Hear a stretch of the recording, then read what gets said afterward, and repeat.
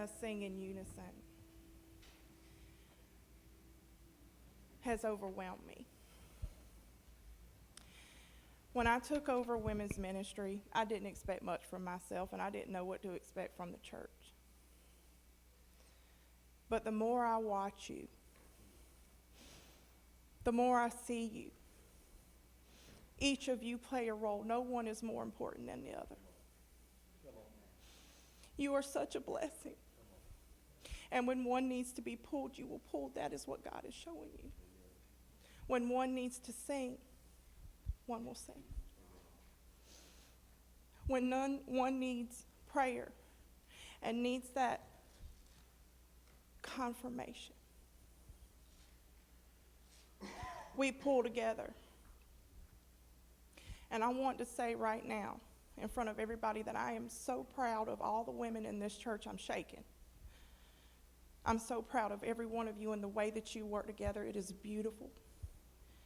And I hope that you pray every day that nothing comes between that. Nothing. But with my final word, this is what I'm going to encourage to you men.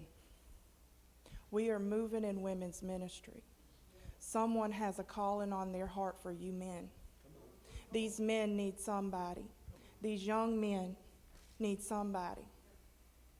We all come from different backgrounds, different homes. But whoever it is that the Lord is reaching out to for you men, it is your time. So come on home and let's work. Because in ways, men have to work in certain ways, and as women, we have to work in certain ways. And I know that we can be more. I have seen that this church is going to be so much more. So just keep your faith. And I am so blessed to be a part of this church.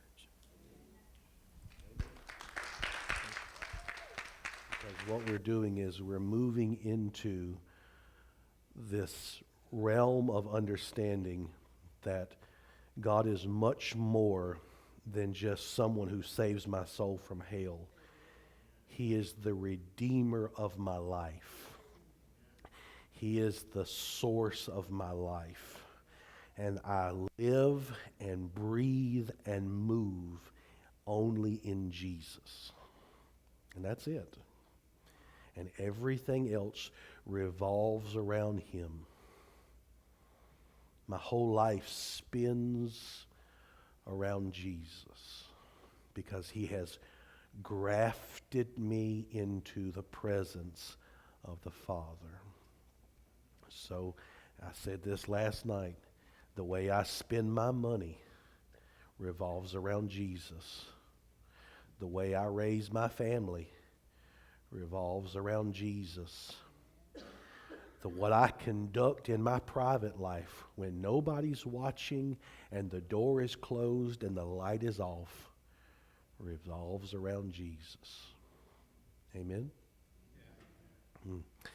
Austin, I think you might have to give me a little more mic. Can you hear me? I can't get real loud. I'm tough. Listen, Kylie said it earlier. This is, honest to goodness, you know, Grace is like, do you want to stay home today? And the answer is yes.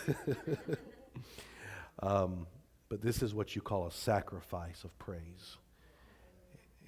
It's where I don't feel like it, but I do it. That's what a sacrifice is. Sacrifice is when you have the right to say, no, I don't think so, but you do it anyway. And so what I'm demonstrating to you this morning is, listen, sometimes you got to push if you want God to move in your life. It ain't going to, because if the enemy realizes every time you get a little bit stuffed up, he will mess you up. Guess what? He will keep you stuffed up. If you go through a little bit of depression and you sink into a pit, guess where he will keep you? Depressed and in a pit. Okay, all right. Y'all get my idea? Y'all get where we're going? Okay. I'm really going to talk this morning. I told Stephanie I have my scriptures up there. I'm going to tell you where we're going to go, and you just write them down and you read them later. Okay? That's enough. 2 Samuel 6 through 7. Matthew 14, 25 through 29. Don't put them up there, Steph. I don't need them. They go there and look for them later. Give me my picture, real quick. I want to tell you about what happened this week. Many of you maybe saw. It was posted on the church's Facebook page. Pray at the Heart. It was the movement by the IPHC from all four corners of the United States to come to a place called Lebanon, Kansas. Anybody ever heard of Lebanon, Kansas? Lebanon, Kansas is the geographical center of the United States. It's the heart of the United States. And so all the ministers and missionaries and churches, lay people and pastors and anyone who could take 10 days off took 10 days, and they traveled from every coast coming to Lebanon, Kansas. Well, our dear friends from Jones Swamp, Pastor Tom Polk and Mandy were a part of that, and I got a chance to really talk with them while they were there. But their journey started them in Virginia Beach, and they went up to Virginia Beach, went to Washington, and then kind of cut across Kentucky and on into Indiana, Illinois, and then down into Kansas, St. Louis, Kansas, all that area. But while they were in Kentucky, while they were actually at each spot, they were supposed to stop at different places, and they prayed. And this is one of the places they actually stopped and prayed at. Anybody know what this is? Probably not. It's called the Cane Ridge Meeting House. You ever heard of Cane Ridge? It's right there in Kentucky. Cane Ridge was the site, this place here was the site of what is believed to be the beginnings of the Second Great Awakening that hit America. It's where the holiness movement came out of. Not Pentecostalism, but holiness, which ushered into where we came from. This revival that started there was started by a name Barton Stone, a Presbyterian minister. I got tickled. I laughed at that when it was Stone. He was the pastor of this church during the time, and you have to imagine the country, this was in 1908. The country was only about 25 years old. America had just come through its Revolutionary War. The moral decay of the country was in a complete backslidden state. Kind of sounds familiar, doesn't it? You ever notice that God does things in patterns? And you got to understand that during this time, most of the country, other than maybe the places along the coast, were still unsettled area, still considered very rural, primitive area, what we would consider the Wild West, the frontier. And in this area, Daniel Boone actually saw this, and Daniel Boone is actually the one who helped establish this church and told them that they needed to go into this area, build a church, because it needed to bring the moral center of the country back together. Because there was such a lack of morality in the country that churches had to get planted.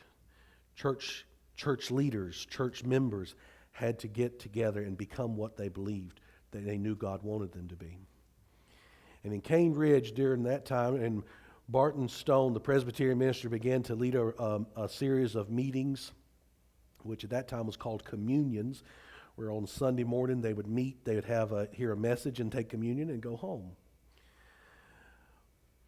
But it became much, much more than that as it started.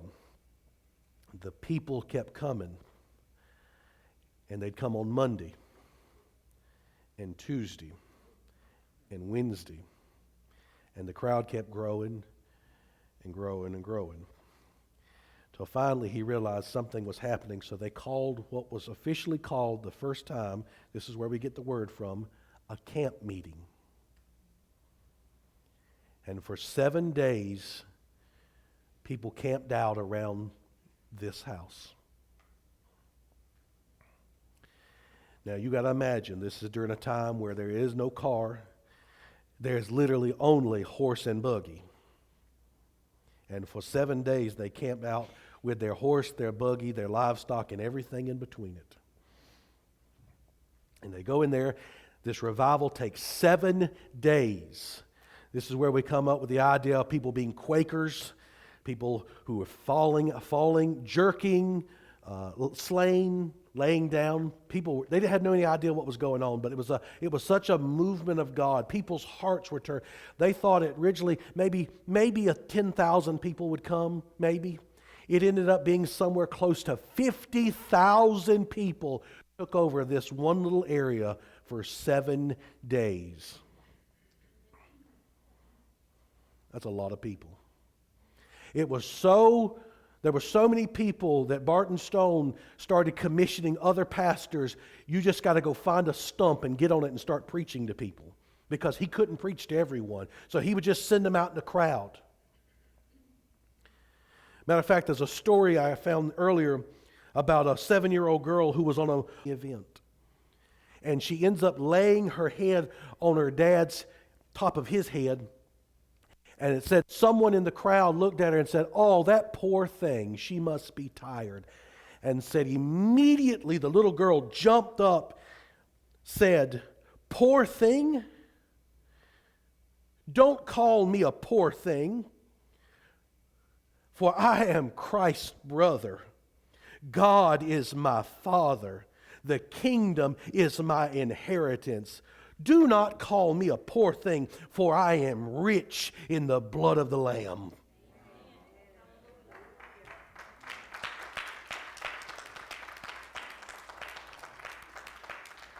At 7 years old, the Spirit of God began moving on these children. 7 days. This is the whole thing. 7 days. That was it. And the only reason it stopped was because the rations ran out. People had to go back to their livelihood. They didn't have enough to keep them going. Here's the nuts and bolts of it. When they left, the people who actually lived in that area hated them, because there had been so many people in there. They had basically destroyed all their land. You imagine horses and cattle and sheep and goats and everything. It trampled everything. So what happened was, Pastor Tom told us that the historians were there. What they did was, to prevent another revival from happening in that area, they started putting up fences.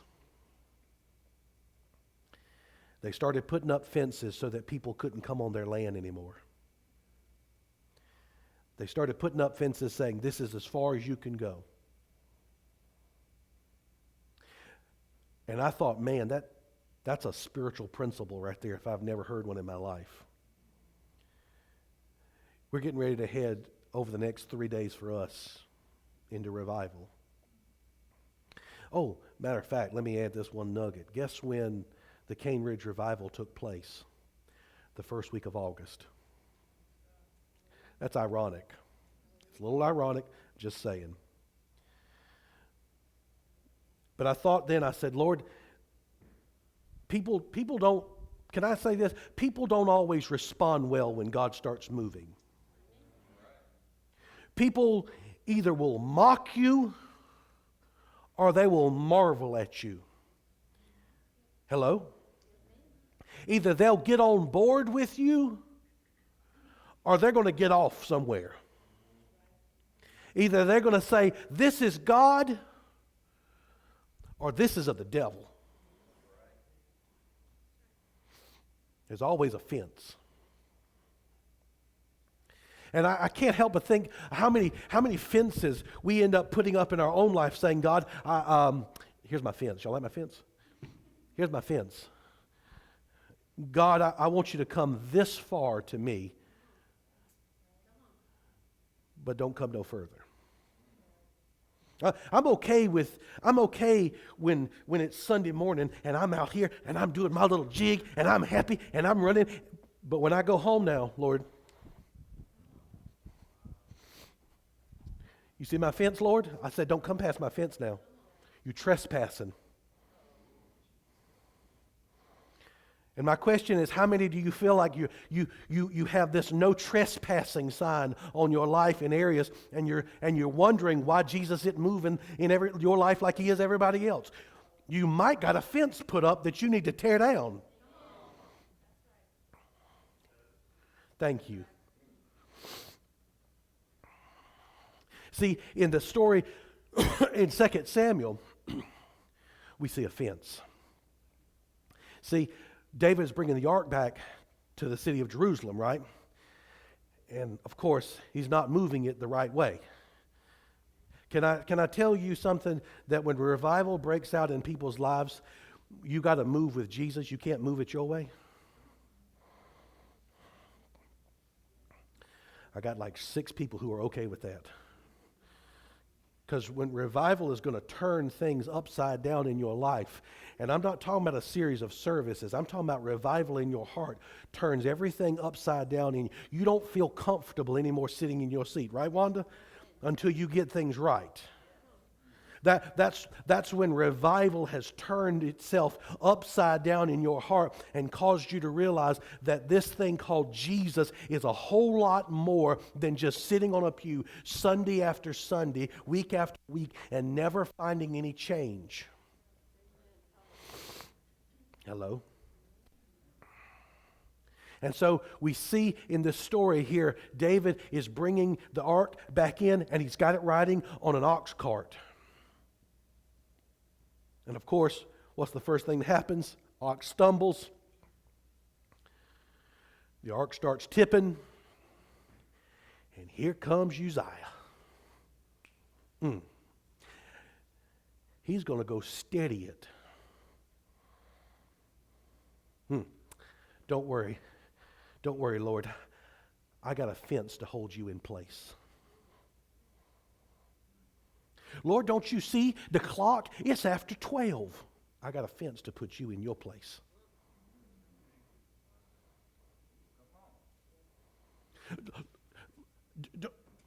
Don't you know we got things to do? I got a fence to put you. And we try to control God. Uzziah is trying to control the way the presence of God is going. He tries to steady it. I'll just stick my hand on it and I'll hold him in place. I'll hold Jesus back. I don't need Jesus to come this way. I don't need Jesus to get close to me. I don't need Jesus outside the box.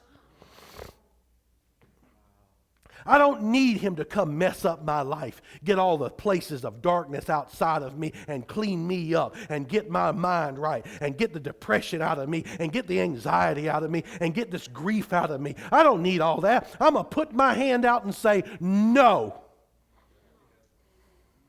Can't you just see him trying to hold his hand up like he's trying to stop somebody? And stop in the name of love. I don't know why. It's the medicine. That's what it is. And we put these fences and we try to say, stop. Jesus, don't get no closer to my life. Now, I'm okay with you touching a little bit of the places in I'm okay with this. But that's off limits.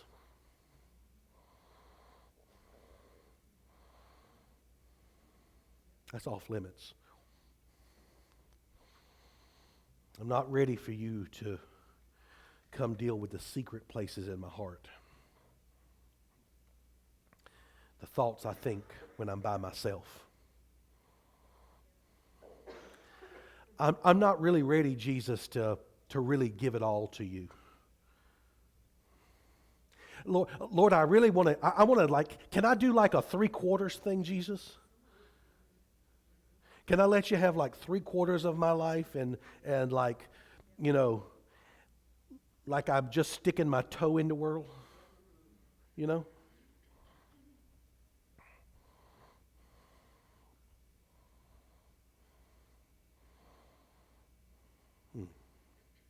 Fences.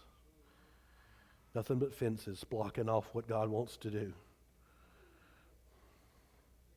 Oh, open the floodgates. Yeah, open the floodgates, God, but only rain on this area.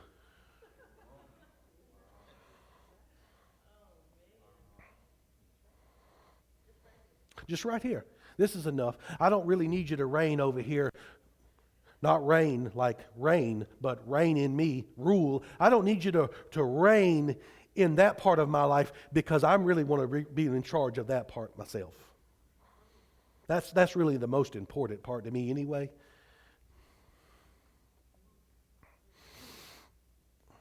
This is challenging.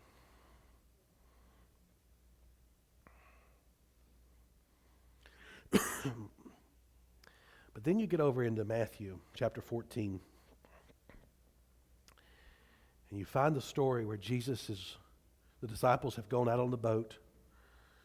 Storm comes up. And Kenny Davis, they think it's a ghost out there walking to them. Now you talk about a bunch of superstitious old kooks out there. Is old kooks okay? It's close enough. They're just paranoid of what they see. And one of them happens to think it kind of looks like Jesus. And Peter jumps out and says this, Lord, if it's you, let me come to you. Lord, if that's you, can you help me tear down my fence so I can get out of here? Lord, if that's really you calling me, can you help me tear down the fence that's holding me from getting out of this boat and walking to you on water that's not supposed to hold me? Can you help me trespass on my own property? Can you help me come outside of the place where I'm comfortable at and come into the place where I'm uncomfortable at? Can you help me to say yes instead of maybe to you, Lord?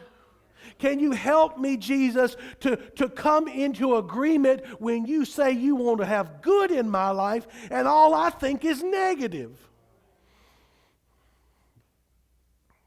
Man, is this helping anybody?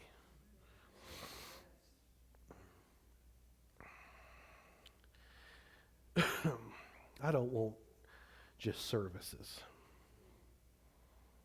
I'm not into it for services. Personally, I don't even care about numbers. I honest to goodness don't. We just advertised it because it is, it's the thing to do. You advertise for special services.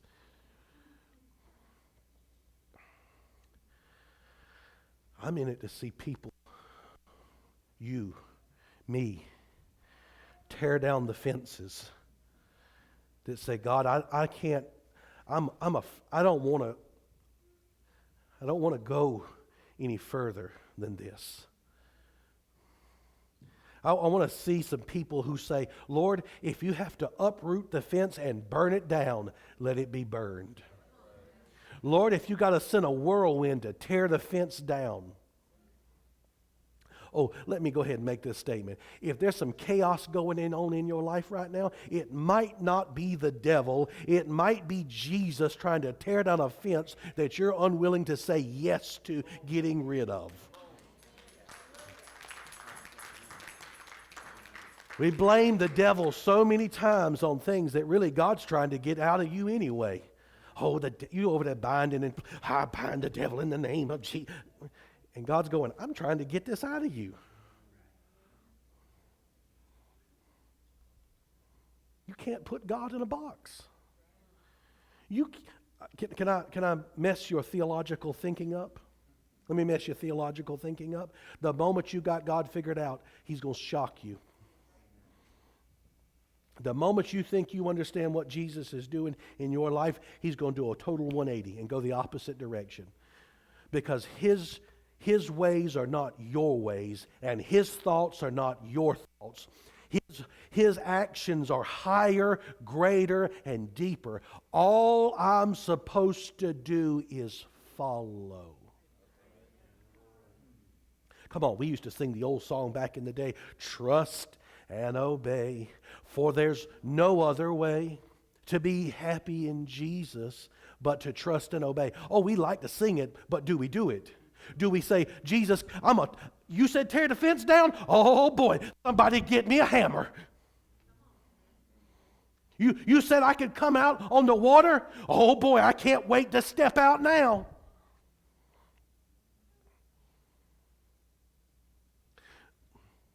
But instead we make excuses.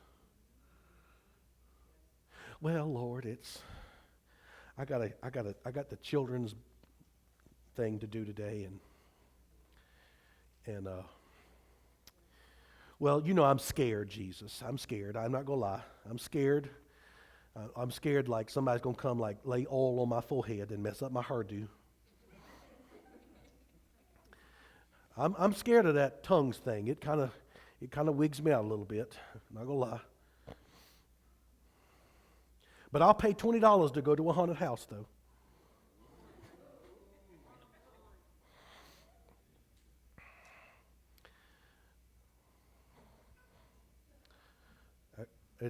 It's time to tear down some fences. So my question for this house is this. Over the next several days, as we enter into these services, how many are ready to say, Lord, tear the fence down? How many of you will say this, that Lord, if you want to just get rid of the fence entirely, if you just want to box it up, Lord, where I never have to see it again, I'm okay with it. Lord, if you want to just come and move all over my life, in every area, every corner, every place, there's no restrictions. Would you say that? Come on, stand to your feet.